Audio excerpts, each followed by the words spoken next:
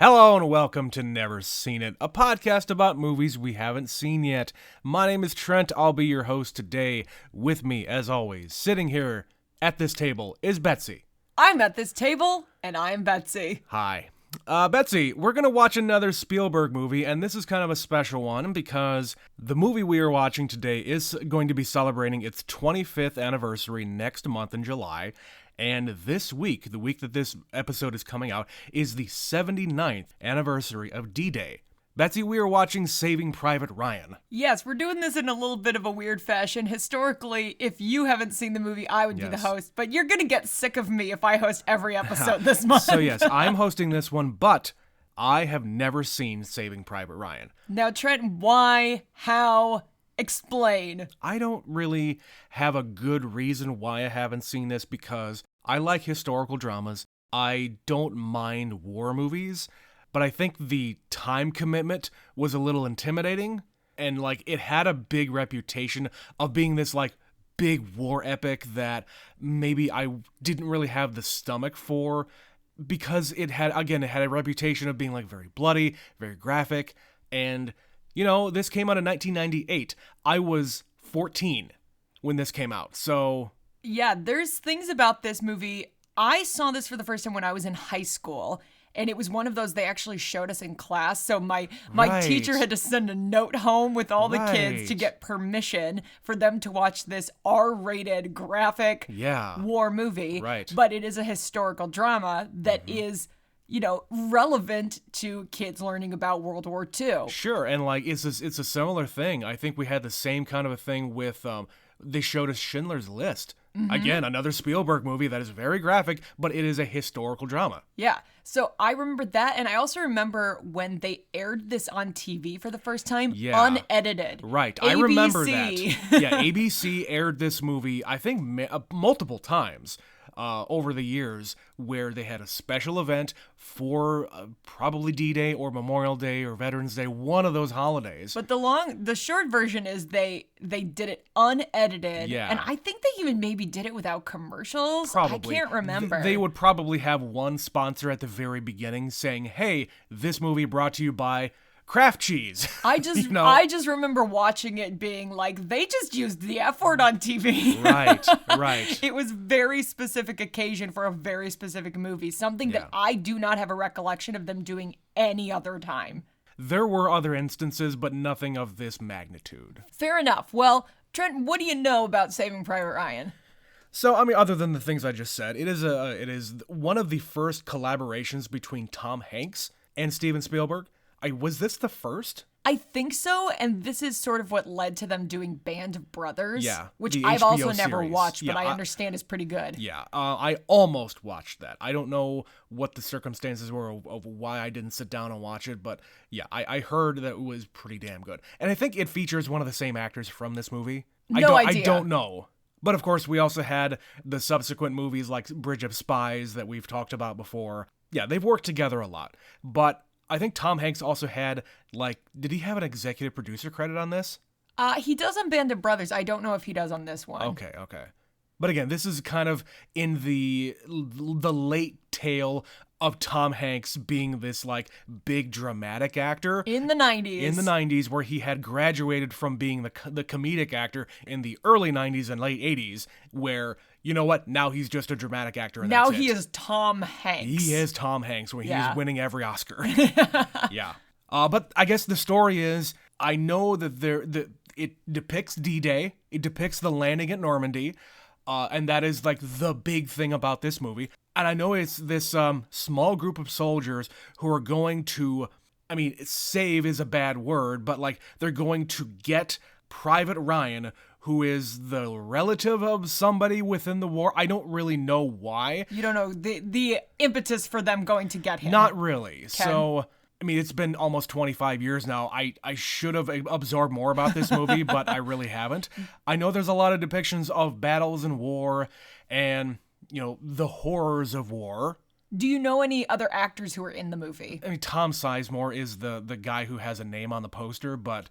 I mean, we've only covered him in a few different things. Do you know who Private Ryan is? Matt Damon. Okay. I was going to say, of anybody, you'd know him. Yeah. And Matt Damon was very much an up-and-coming actor that not everybody had really heard about yet. But by this time, he had already won an Oscar for Good Will Hunting. So people knew who Matt Damon was, at least to a point. Yeah, and this was the same year, so he would have been fresh off his win, Right. and this came out the summer after that. Sure. Well, I will tell you, speaking of up-and-coming actors, there are a lot of faces in this movie. Yeah. I guarantee you have no idea are in this, and will surprise you, And, like, but you will recognize Yeah, and I've them. heard through the grapevine that, oh, yeah, Vin Diesel is in this movie. What? Why?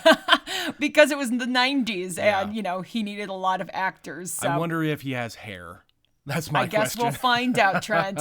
All right, well, that's enough about what I know about it. We're going to go and watch Saving Private Ryan now. We'll be right back.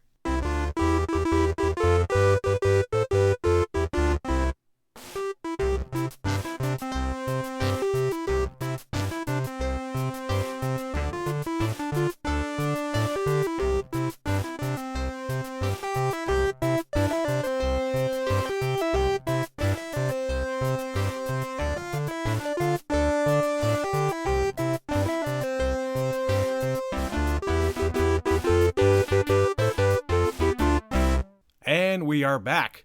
Betsy, that was about a 3-hour movie filled with a whole lot of war. And yeah, so my initial reaction here is I knew the beginning of the movie and I knew the end of the movie. I had no idea what was going to be in between. And I think this is a well-made movie. I will give you that. Oh yeah, a lot of work and care went into Yeah, this. That yeah. no expense was spared. Yeah, and I feel like Spielberg did exactly what he wanted to do here. He told the story of this troop and the things that soldiers put in this position would be going through. He put in the conversation asking, what the hell are we doing this mission for? Why are we risking our lives for this one schmuck? For this asshole. Yeah. That we've never met. Somebody who we've never met, we would have never had any interaction with at all. And I get that. And I think I if there's anything that I would say to that, I wish they would have explored that more. Like, I wanted more pushback. I wanted more questions. I think the one thing that he did to kind of cut the tension here is give the captain's, Tom Hanks's character, the captain gives his backstory, saying, you know what, guys? I'm not this big-ass war hero. I'm not in this for my career. I'm a school teacher. I'm a dude. Yeah. I'm some dude from nowhere. I found my way into being promoted to be a captain, but I have no other accomplishments to my name other than this thing. I'm a dude like everybody else is, and so is this kid. So overall, would you say you liked this movie, or you just kind of feel like, okay, that's Saving Private Ryan? I think it's hard to say because it's not a movie that you can really sit down and enjoy. Oh no, this is a once in a while kind of a movie. Totally. And it's not the same thing as saying, okay, Schindler's List. That's a movie you could sit down once and be completely fine with and never going back to see it again. Because it's a heavy movie. It's a heavy movie, and so is this, but not as much, because you could say the same thing about a lot of different war epics.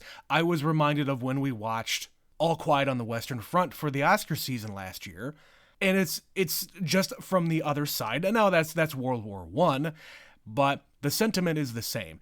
These guys who are at war are just a bunch of fucking kids. For the most part, yeah. There's a couple of older captains, corporals, etc. Yeah. But for the most part, it's very young men who The are kind of dying at every time they stop. Sure. Anytime they stop moving, someone dies. Yeah. So the sentiment is very much the same. And other war movies as well, I was reminded of, like the We Were Soldiers. There's a lot of that in this. I could list a bunch of them, but you see one war movie, you've seen them all. Not quite. I think the Spielberg nature of it, he goes for realism, he goes for the sentiment in a lot of different cases. And I think the acting really shines through here because it's not about the war, it's not about the battles, it's about the characters. Okay, that being said, there's a lot of war and battles in this movie. Mm-hmm. So are you sure it's not about those things? Or is it about how these characters are reacting? Because there's so many of them throughout this movie. Mm-hmm. They, like I said, every time they seem to stop, they find another place to do some fighting. Sure, and I feel like the important thing for me coming at this movie is going to be the characters, because without that, it is just a bunch of action sequences, and I could play that in a video game, and I have. You have, yes. So my feeling here is that the important thing about this movie is the story of the captain, the story of Ryan, the story of this troop who is going after Ryan, and the things that happen to them along the way. The journey. Yeah. Yeah. So we talked about it very, very briefly in the introduction about how Steven Spielberg cast Matt Damon in this. Yeah. And you're right. They initially put him in particular in this movie because he was still a nobody. Mm-hmm. He was supposed to be this just homegrown American looking kid from bumblefuck nowhere that the audience wouldn't recognize. Mm-hmm. And unfortunately for Steven Spielberg, that happened to be the exact moment that Matt Damon became an overnight superstar. I don't know about superstar, but well, people started to know who he was. In the year leading up to this movie, literally between the springtime when the Oscars were and this movie getting released in the summer, people knew who he was. And he started to become a lot more in demand. I get that. Yeah, so it kind of backfired in that sense. And I would be really curious to see how this movie would have aged if it were not somebody like Matt Damon. I think it doesn't matter who it was. They probably now, in retrospect, would be a very big name. So you're bigger name, anyway. 25 years on, you're watching this movie and you're like, oh yeah, it's Matt Damon. No question. I knew who it was before you told me who it was. Right, and again, like you said, it's been 25 years. I'm going to pick up a whole lot of stuff about this movie. But I'll say the things that I did remember, the things I did know, the Normandy beach scene, most of it anyway, not all of it.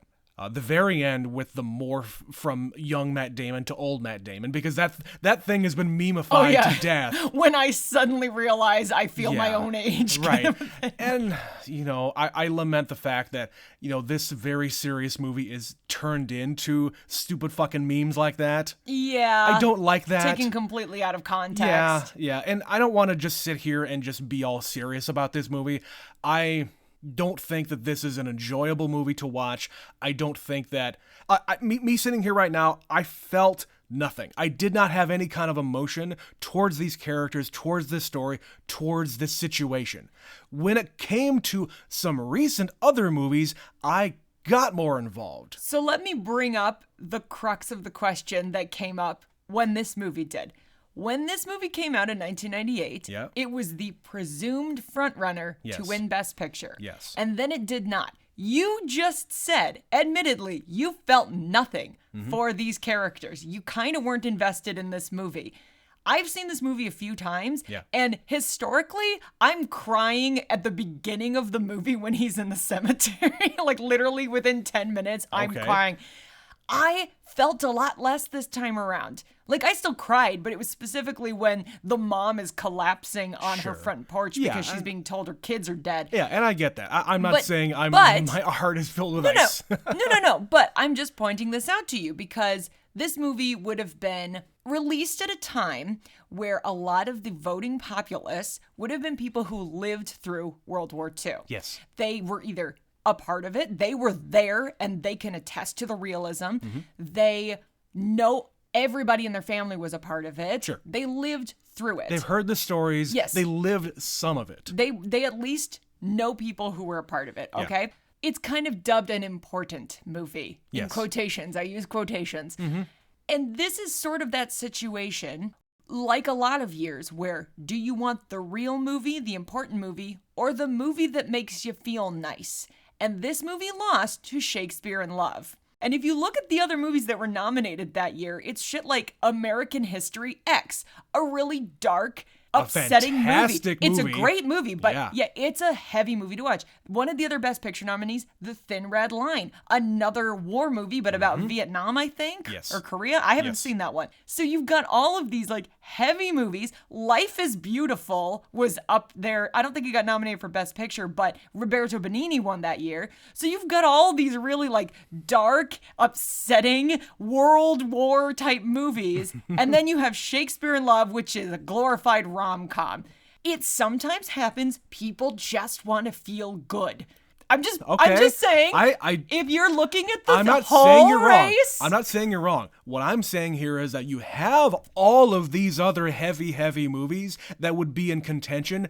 The vote got split, Yes. and the happy movie won out. Yes, so I'm saying I think there's some reasons why this movie didn't win.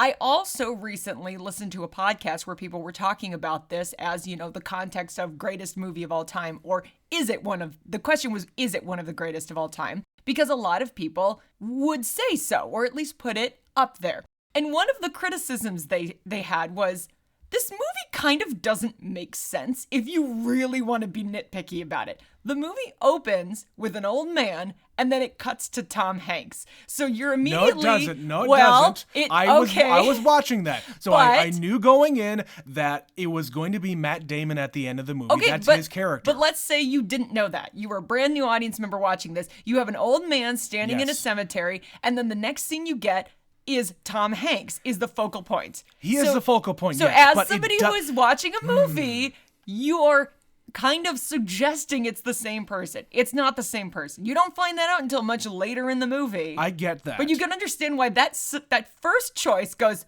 huh, when you really think about it. When you really think about it. Now, it has the same kind of presentation as The Green Mile, because it is another old man at the beginning of the movie. You see his memories of what happens at the Green Mile, then it hops back into the present, I guess, with the old man, who was the Tom Hanks character. Yes. Now, with this, it does not imply that it is actually Tom Hanks. It but doesn't. my problem with it is that why would the Matt Damon character have memories of what happened Exactly. at Normandy When he wasn't there. He wouldn't have that. Yes, so that already kind of makes you go, wait, why is this set up this way? And I know Secondly, my complaint here is a very technical thing. I know that, but go on. Secondly, the whole 20-minute opening sequence, it's a fucking movie-making marvel. It is. Like the D-Day, Normandy Beach, Yes. Omaha Beach, all of that. It's amazing. It's fucking visceral Mm-hmm. and disturbing and upsetting. And they asked you, like, literally there were tech specs to crank the fucking volume up in the theater Yeah. so that the audience would feel it. But again, Matt Damon's not there. We don't really need this sequence in the movie at all. Matt Damon is in less than half of the movie. Yeah, the only, like, you can kind of take it both ways because the end shot of that opening sequence is a body on the beach that says Ryan S. Yeah. That's kind of the only reason we needed this scene. Like, it kind of almost doesn't need to be here. We could have opened the movie another way. It was just, let's do it because we can. I get that. So this was another criticism that somebody had, and I hadn't really considered this before, and that's a valid point. It is extremely well made. It is a phenomenal opening for this movie, but it kind of has nothing to do with the rest of the movie. Yeah.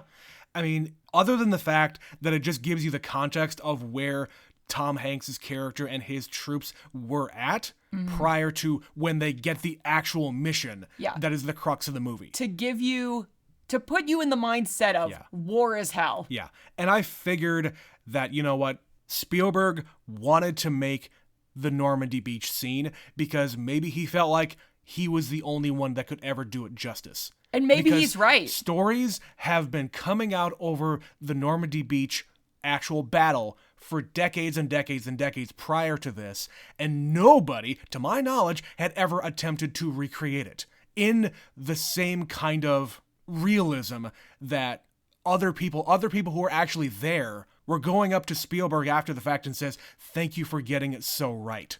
Yeah. And thank you for not sugarcoating it and saying, oh, you didn't have all of the people who were losing limbs and bleeding all over the place and having the fucking ocean turn red. Yeah, it's fucking disturbing. Like, there's the second the boat opens, like the flap opens and they Yeah. get out, they start being shot the hell up. Yeah. Another group of guys is on fire. The entire group on that boat is in flames. There are people blowing up. There are people losing limbs and then looking confused and then picking up their arm and walking away with it. Right. Tom Hanks at one point is dragging a guy off the beach to safety. A bomb goes off and then he keeps dragging him, not realizing his lower half is gone. Half of him is gone, yeah. It's like when they get in there, there's people drowning. There's people under the water being shot. You're right. Yeah. There's just blood everywhere. Yeah.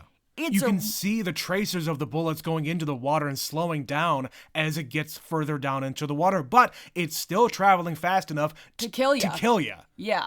So it's a really fucked up way to start a movie, but you need to understand that this is a real thing that really happened, and people who at this time in particular were very much alive to tell you about it. Yes. And they didn't want to talk about it. And that's where we come into the fact that this movie is a very important movie. And it is, but only in the context of the real events that really happened. Now, the story of Private Ryan is a fictional story. This group of people who are going off and trying to rescue this kid because all of his brothers were killed in action, it is similar to other stories. They even mention the thing about the Sullivan brothers, who were all killed at the same time. Yeah, they were 5 brothers on a boat, and the boat got blown up, and they all died. That's a real story. That is very real. And the fact that they also chose Ryan to be from Iowa is another thing, because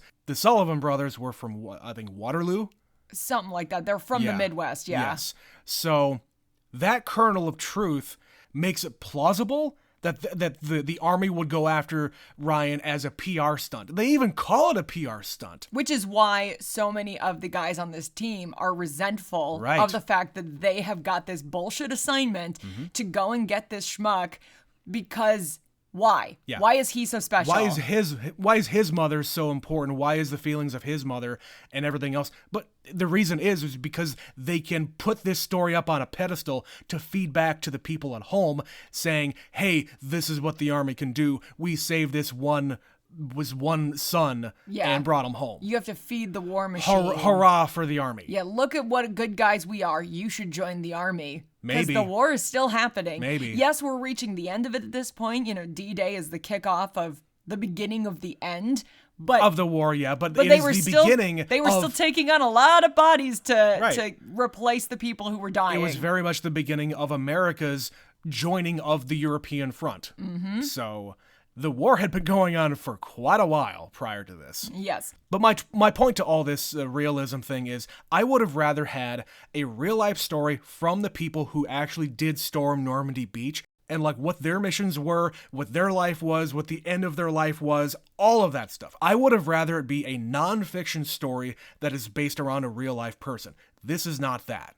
No, and I'm sure they exist, but how interesting are they for movies? Exactly. Which is why it's easier to just say, well, let's pick a time and a place and then make up a story from there. And you surround it with real life events that are tangentially related to things that did happen. And you even mentioned the Sullivan brothers in there. And yeah, I feel like Spielberg heard about that story and decided, okay, or at least whoever the writer was of this movie, I feel like they just took that story and extrapolated it and made it into a sellable movie. That's the whole point of this industry. It is. And I think you can't have it both ways. You can't have a movie like this be the most important war movie of all time, or even the greatest movie of all time, but also couch it in realism that isn't there. Yeah, I think being this far removed from the movie's release in 1998 helps us have that perspective. Yep. I think there's probably a lot of people that revere this movie and love this movie, and that's totally fine. It's a good movie. Of the genre, of big war epics, it's one of the best. It is 100%. Genuinely hard to watch at times. I am not shitting on the quality of the filmmaking itself at all. This is an expertly crafted movie, much like all of the other Spielberg movies that I've seen. And they do a lot of tricks to it to make it look more realistic. Like, they wash out the film. This is done on film, which in and of itself is fucking insane. They're doing a lot of, like, holding the camera and running through the battle scenes, which really didn't happen that much in the 90s. That was still a relatively new technique to be moving around in the action like that. And there were some scenes here that made me uncomfortable because the camera was kind of swaying up and down. Oh yeah, I was getting fucking seasick I did not like that. No. And there's a lot of, like, they attach drills, like actual drills to the side of the camera to when explosions would go off, they would set off the drill so the camera would shake. And there's a lot of weird angles, and the cinematographer like changed something about the angle that was picking up the image to wash it out. And so it has this really kind of grainy, faded look to it. Yeah, I pointed that out after they got up on the beach and they were going after these bunkers. There was like a weird shimmer in the background that kind of washed out. Not even on the background, like all over the print. Yeah, you're right. And this is a 4K print. Well, it's a 4K transfer from that thing. But yes, I noticed that in a few different scenes, and it looked weird, but I think it fits. Yeah, it makes you feel more like you're watching The Time and the Place. Yeah, or even like, hey, you're kind of disoriented as an individual participating in this thing, and maybe your own vision would be a little blurred. Right, and they actually won for editing in this movie, and having to do all of this on film. Like, literally, you're doing shit underwater. You are doing action sequences. You're getting blood on everything, fake blood all over. Yeah. Like, it's a feat. This is an insane production, and it deserved all of the technical awards that it won. I mean, do you really want to say the fact that this movie is kind of the Avatar of its era? I wouldn't go that far. Hey, it is a technical achievement. It is lacking in any kind of story. The story is a simple one. It's just all the stuff that happens along the way, and I think we could have done more to develop the characters. Yeah. So that I think they did more enough. for them. I think they did enough with the characters. I will give them that. Okay. I do like the Tom Hanks character. He gives himself a background. I like some of the other archetype characters, like the sniper guy who is like telling himself Bible verses as he's shooting people in the head. Yeah, and there's just a ton of great, I guess what you could call up and coming actors by the time this movie came out. Yeah. You know, that guy played by Barry Pepper went on to be in The Green Mile. Yep. You've got Vin Diesel, as we said. Yep. He doesn't make it very long. Sorry, spoiler, guys.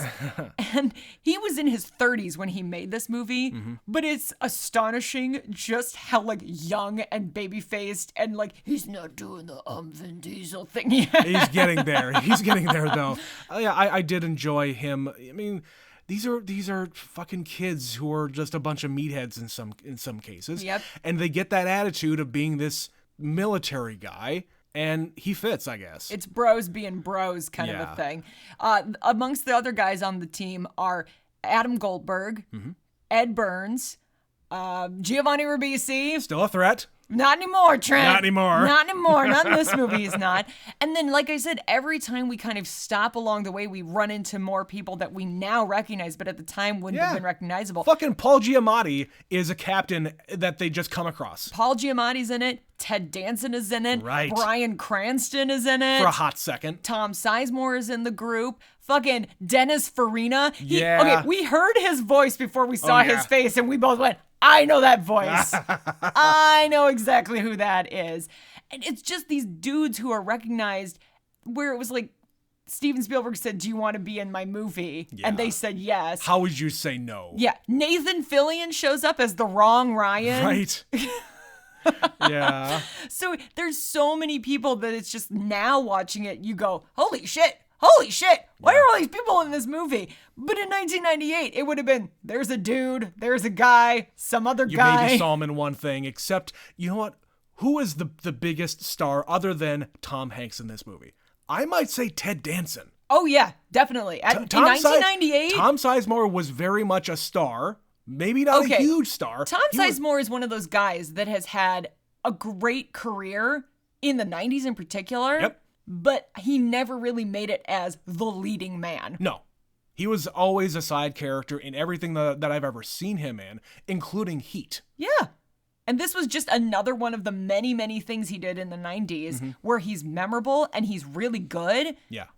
But he's not the star. But my point here is it Ted Danson? Yes. Yeah. This revitalized his career, Trent. Him showing up in a Spielberg joint got him more work beyond this. And now he is a beloved American treasure.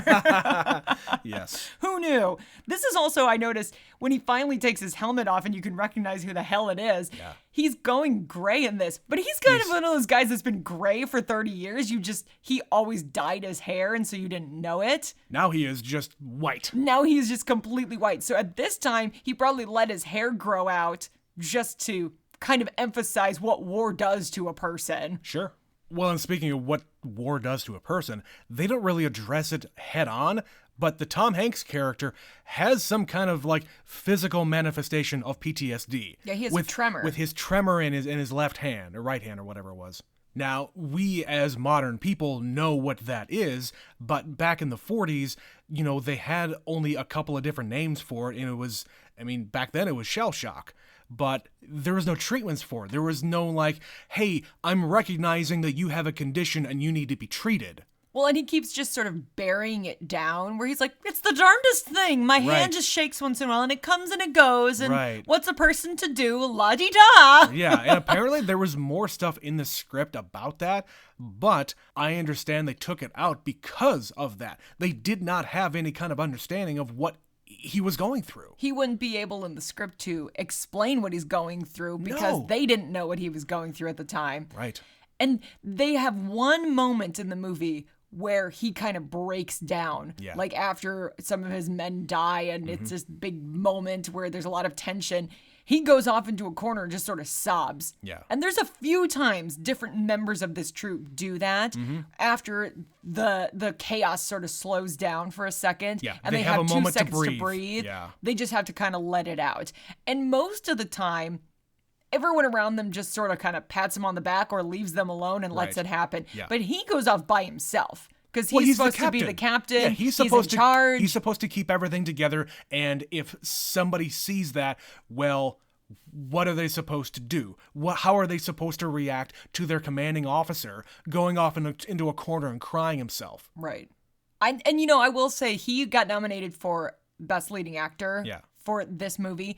And it's definitely earned. Like it's one of his better nominations, I would say. Yeah. And you know, him as, you know, Tom Hanks and having this reputation of being this comedic actor and whatever else, he is proving it time and time again in these 90s movies where, you know, I believe everything coming out of his mouth. I don't have any doubts about his commitment to this, and I believed that he had the training that this Army guy would have had. Yeah, he is an everyman, but he's also put in an extraordinary situation, and he's dealing with it as best he can and trying to get his guys out of there alive. Yeah. And he even says, being you know, leader. He has this speech about, you know how many guys have died under my command? 94. 94. He knows exactly the number because you don't forget that shit. Yeah, you care. But how many more have they saved because they died? And that's the thing that the top brass will tell you to tell yourself. In order to get through your day, you cannot worry about that one soldier who got killed because of an order that you gave him. Which is completely counterintuitive to the mission he is on. Right. You have to care immensely about one person. And they point it out. Yeah. Yeah. So it is an interesting concept. And he is, I think, one of the better actors that could portray that feeling, that emotion. Sure. And I think the script very much helps that because when they're in that church talking to each other, the two officers are talking to each other, they're talking about this one guy, about the stupid shit that another soldier did. And he says, you know, I don't know anything about this Ryan guy, but I know he's nothing like this other guy. He's not one of my guys. Right. I don't know him. Right. But really what he's trying to convince himself of is that the mission itself is the important thing. It doesn't matter how we accomplish it. I could go through 50 guys. I have to accomplish my mission because that is what the orders are. Those are my orders. Yeah. Yeah. And then when they get there and they tell him, okay, here's what's going on. Yeah. And you get to go home now. So come with me. We're leaving. You got 10 minutes. And he says, fuck you all. I'm not leaving. Right. These are the only brothers I have left. I have a mission too, and I'm staying until it's done. Or I'm at least staying until reinforcements show up. Right. And so they're kind of actually impressed with this guy that they had resented. Even the guy who's like insubordinate towards his captain ends up respecting him more because he refuses to leave. Yeah, he would rather stay and do the job that he has signed up to do. And my mom will understand. Right. But then by the end of it, you know, the rest of the platoon basically save Ed Burns. 2 guys. Ed Burns. 2 guys survive that entire thing. Who was the other one? The guy translator. who was the guy who was insubordinate, he survives. The guy who says I'm just lucky, and the translator guy. Yeah. Yeah, those 2 survive and they get Ryan out of there. Yeah. And everybody else fucking dies. And of course, on his, deathbed, as it were, Yeah. he tells Ryan to earn it. Earn this. Earn this. And there's things about this that I hadn't caught the first time around, just overall. Specifically, when he is insubordinate, it's because they captured a German, but they can't take him with. Like, they don't want to... What are they going to do with him? They're all going to kill him, but they can't take him with, but they can't let him go. But Tom Hanks ultimately makes the decision to just let him go because it's, quote, the right thing to do. And I didn't realize that that's the same dude that shows up near the end of the movie. He's rejoined a regiment and he's attacking them, and the translator shoots him. The one who was the most vocal about not killing him. This group of Germans who are surrendering puts his hands up and says, I know you, this is your name. And then the guy shoots him because fuck you. Yeah. We let you live, and this is what you did with it. This is what you did with it. And, I get it. There is a lot of that in this movie where these dudes are just putting their hands up to surrender, and the Americans are like, I'm sorry, I don't understand you, pow pow. Yeah. Like, a lot. And it's meant to toy with your emotions. It's meant to make you question whether or not taking a prisoner is okay or shooting a prisoner is okay or anything like that. This is war, and you gotta go with your gut. And understanding that human beings, when put under immense pressure, will do things they maybe otherwise would never They will ever do anything, yeah. There's the scene near the end of the movie where Adam Goldberg is up in the building, and the German goes up there and they start fighting, and they're wrestling with a knife. And that is like the most fucking devastating death in this movie. I remember the first time I watched that, where the German is just kind of shushing him and like slowly stabbing. It's so excruciatingly slow. But at the same time, him. you have the added pressure and the added tenseness of the translator guy just down the stairs. He froze. With a gun, with ammo, and he froze. He freezes a lot. And the only guy I think he actually shoots is the guy that they save. Yeah. It's a fucking catch-22 situation. And even he, when he sees what being a good guy will turn into sometimes, turns into, quote, a bad guy. And this is what war does to people. Yeah. That's kind of the message here. So yeah, there's a lot of elements of it that it's really complicated, and the message is war is fucking complicated, and war is hell, and it does really terrible things to people, even when you're trying to do something good for someone else. Well, and think about after they take the beach, and you have these guys who are surrendering and everything else, and like you said, they were kind of making fun of them and like saying, I don't understand you, pow pow. You're meant to, like the captain is looking on at what's happening here, and he's not stopping them because, again, you just went through hell. What is your reaction going to be? Okay, we're going to put you in this prison over here. And they know for a fact if they ever got out and had an opportunity to kill the Americans, they would do so. If it were the other way around. Right. Yeah. And they can only take so many prisoners. What are you going to do with them? Where are you going to put them? Right. You have no facilities set up yet. You literally just landed on the beach. This whole movie takes place over the course of a week. A week. From when they land to when they find him and get him out of there. Yeah. And they lose everybody along the way except two. Yeah. I just wanted to mention a few different scenes that or like shots, mainly just the shots that I really appreciated. One of them is the scene where Vin Diesel got shot and it's raining and it's wet everywhere and you don't know where this sniper guy is. You got this French family up in the tattered building.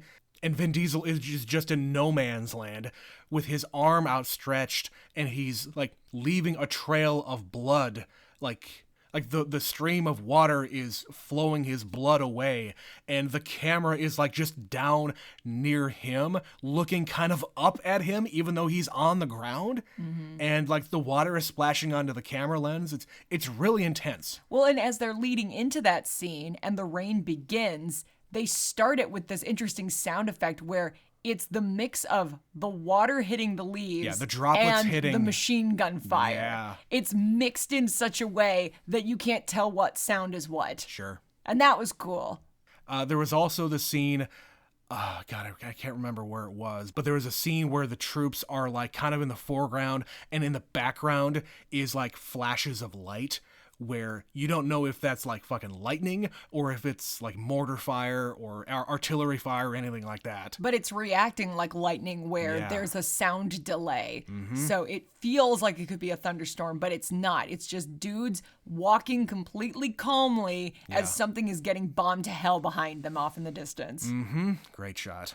Another one was near the beginning of the movie where it's after they take the beach and they've been there for a while, and Tom Hanks is meeting with Dennis Farina, and the Americans have finally arrived in big numbers. You see all the battleships in the background. You have all of these soldiers who are coming in. The air raid balloons. The air raid balloons. All of that shit has just landed, and it's a big change. Like over the course of a day? Maybe it was even that same day, yeah. Because he's on the radio hours? Telling them the beach isn't clear. You can't move the next wave in. They're the first wave. Fuck off. Don't come in here yet. You cannot risk an entire battleship worth of soldiers and the battleship itself to the armaments that are on the beach. You have to take the beach first. Well, and of course, if you remember the movie The Imitation Game, this is something I was kind of just passively thinking about, where it's all about decrypting the Enigma machine, the German Enigma machine that would send out all of the orders around the troops. Yeah. Once they cracked that was part of the reason they were able to organize D-Day, was they knew the best place to land, what day to land, and what the risk of casualties was going to be.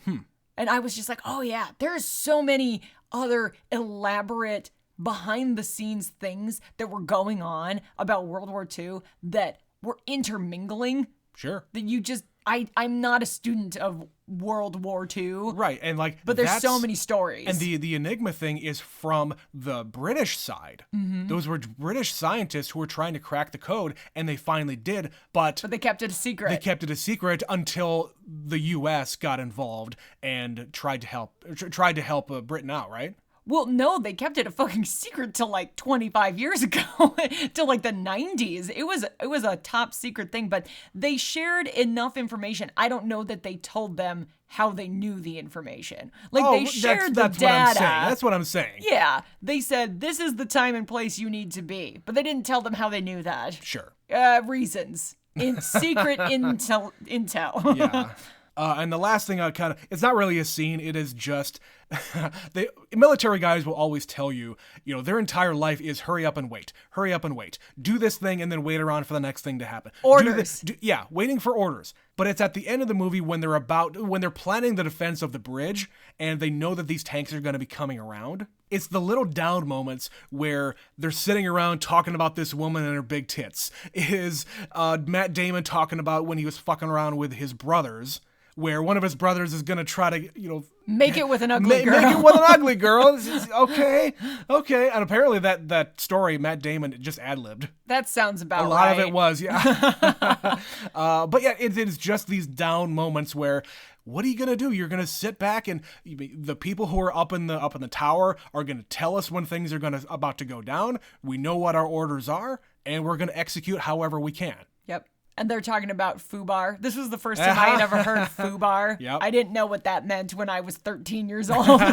Maybe not way back then, but I had subsequently known what that was. But that was all I had. Betsy, what did you have? I just want to reiterate, it's a good movie. It is definitely worth a watch. I think watching it now versus years ago, now that I'm trying to be more critical and analytical about it, it's a lot easier to kind of poke holes in it and maybe understand a little bit better some of the reasons why this would be nominated for Best Picture, but maybe why it didn't win.